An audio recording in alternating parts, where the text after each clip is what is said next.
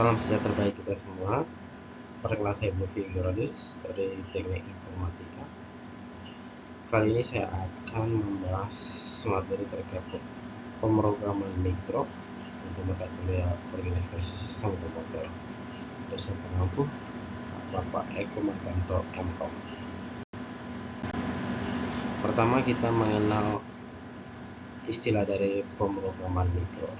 Jadi pemrograman mikro adalah praktik menulis kode untuk microcontroller atau microprosesor kecil. Ini melibatkan pengembangan perangkat lunak untuk aplikasi tertanam seperti sistem kendali industri, peralatan medis, dan perangkat elektronik konsumen. Selanjutnya keuntungan dari penggunaan pemrograman mikro. Yang pertama adalah fleksibilitas. Jadi pemrograman mikro ini memudahkan untuk mengontrol perangkat keras dengan tepat, memberikan fleksibilitas dalam pengembangan berbagai jenis aplikasi. Selanjutnya, optimasi sumber daya. Penggunaan sumber daya yang efisien ini sangat penting dalam aplikasi tertanam, dan pemrograman mikro memungkinkan untuk mengoptimalkan daya dan memori. Dan yang ketiga adalah skalabilitas.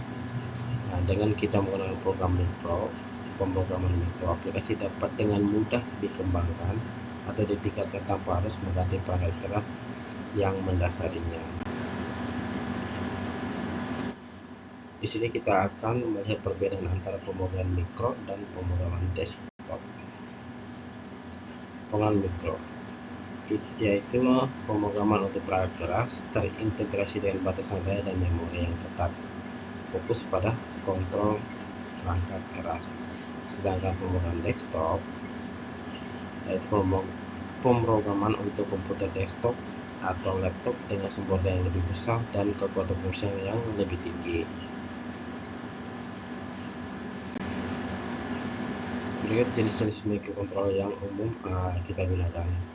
Yang pertama adalah Arduino Uno, yaitu microcontroller open source yang sangat populer untuk berbagai proyek pemrograman mikro dan elektronika DJ. Yang kedua adalah Raspberry Pi. Bukan hanya microcontroller, tapi juga platform komputer lengkap yang memungkinkan pengembangan perangkat keras dan perangkat lunak yang canggih. Dan yang ketiga adalah SP826. Nah, microcontroller Wi-Fi ini yang kuat dan hemat energi yang digunakan untuk aplikasi jaringan nirkabel. Nah, bahasa pemrograman yang digunakan dalam mikro atau pemrograman mikro. Yang pertama adalah bahasa pemrograman C, yaitu bahasa pemrograman yang umum digunakan untuk pemrograman mikro, cukup rendah dan memberikan kontrol terhadap perangkat keras. Yang kedua Python, dan yang ketiga Arduino Language. Di sini kita melihat contoh proyek pemrograman mikro. Pertama adalah aplikasi smart home, misalnya mengontrol pencahayaan, perangkat elektronik, atau sistem keamanan menggunakan microcontroller untuk mengoptimalkan atau mengoptimasikan rumah.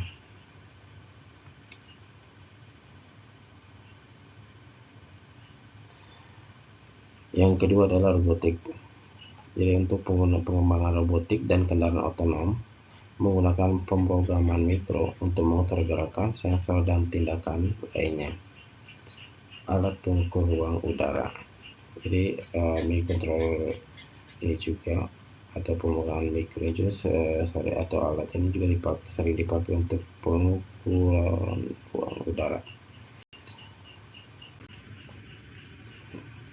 Selanjutnya tantangan dalam pemrograman mikro. Yang pertama, memori terbatas, yaitu penyaluran memori yang sangat terbatas pada microcontroller bisa menjadi tantangan dalam pengembangan aplikasi. Yang kedua adalah sumber daya terbatas. Mengelola sumber daya yang terbatas seperti daya baterai, sistem pengaturan daya, dan penanganan alat menjadi penting. Dan yang ketiga adalah keterbatasan kecepatan dan kekuatan pemrosesan. Microcontroller memiliki keterbatasan dalam pemrosesan data, juga harus diperhitungkan dalam pengembangan aplikasi. Baik, demikian dari saya. Terima kasih.